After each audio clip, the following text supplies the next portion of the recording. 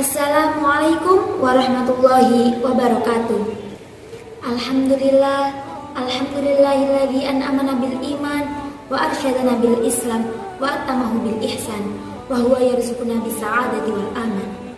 Sholata wa salaman daiman wa mutaladiman ala habibinal mahbub wa qurrati a'yuninal a'dham sayyidina wa maulana Muhammadin wa ala alihi wa sahbihi ajmain, amma ba'd.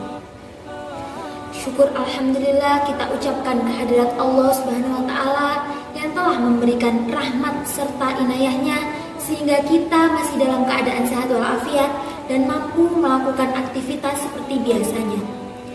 Tak lupa pula sholawat serta salam tetap tercurahkan kepada junjungan kita, Nabi Agung, Nabi besar Muhammad Sallallahu Alaihi Wasallam, karena beliaulah yang telah menuntun kita dari zaman jahiliyah menuju zaman yang terang benderang seperti saat ini, yakni ad-dinul Islam. Pemuda adalah pemimpin bangsa di masa depan nanti. Di tangan para pemuda tergenggam urusan umat, dan di kaki para pemuda terdapat kehidupan bangsa. Dari ungkapan tersebut menunjukkan bahwa maju mundurnya suatu bangsa tergantung dengan para pemudanya. Wajah-wajah para pemuda-pemudi Indonesia hari ini adalah wajah bangsa Indonesia di masa depan nanti. Namun sayangnya, para pemuda-pemudi Indonesia kurang sadar akan hal itu. Contohnya saja, pada tahun 2019 BNN melaporkan tercatat 2,3 juta pelajar Indonesia yang mengkonsumsi narkoba. Bahkan, para pemuda-pemudi Indonesia juga banyak yang masih terlibat dengan kasus tindak pidana. Selain itu, di tahun 2020 kemarin, awal tahun 2020, kita dikejutkan dengan sebuah berita seorang remaja yang masih berusia 15 tahun membunuh seorang anak yang masih berusia 6 tahun. Inilah wajah para pemuda-pemudi Indonesia saat ini. Bayangkan saja Indonesia di 5 tahun, 10 tahun, bahkan 15 tahun ke depan nantinya.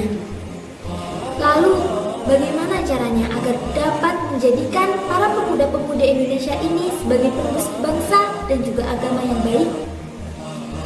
Caranya dimulai dari ketika seorang anak masih kecil, bahkan ketika masih di dalam kandungan, seorang janin, seorang anak harus sudah diperkenalkan dengan agamanya. Ketika masih di dalam kandungan, diperdengarkan ayat-ayat suci Al-Quran, diperdengarkan sholawatan, agar anak itu mengenal agamanya seperti apa.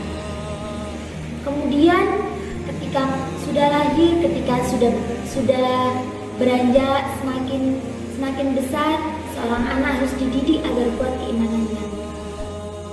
Bahkan ketika masih di dalam kandungan, seorang janin harus sudah diperkenalkan dengan agamanya. Contohnya, diperdengarkan sholawatan, diperdengarkan lantunan-lantunan ayat suci Al-Quran.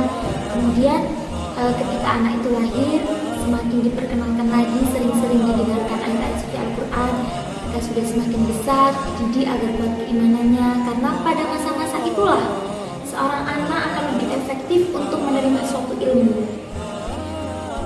Seorang anak akan lebih mudah untuk memahami sesuatu ketika di masa-masa umur segitu.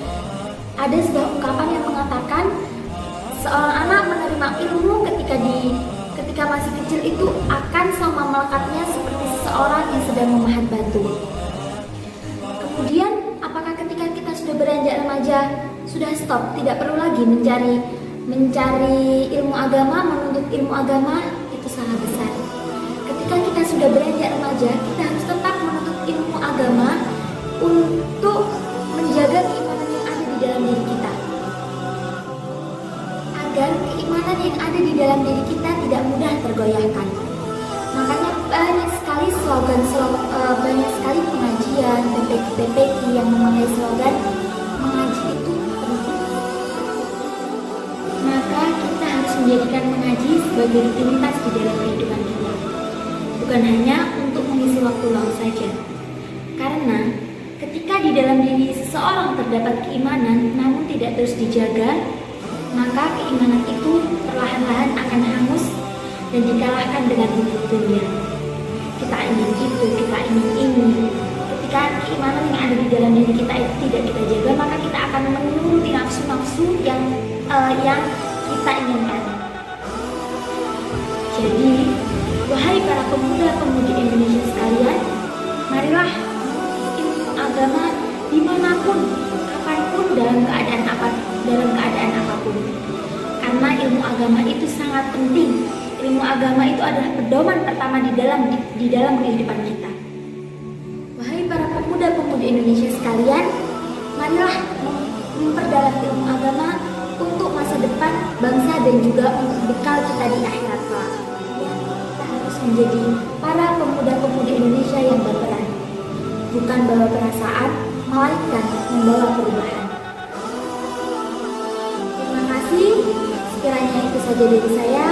Kurang lebihnya mohon maaf karena manusia tidak luput dari dosa dan juga hilaf. Wabillahi taufiq wal hidayah. Wassalamualaikum warahmatullahi wabarakatuh.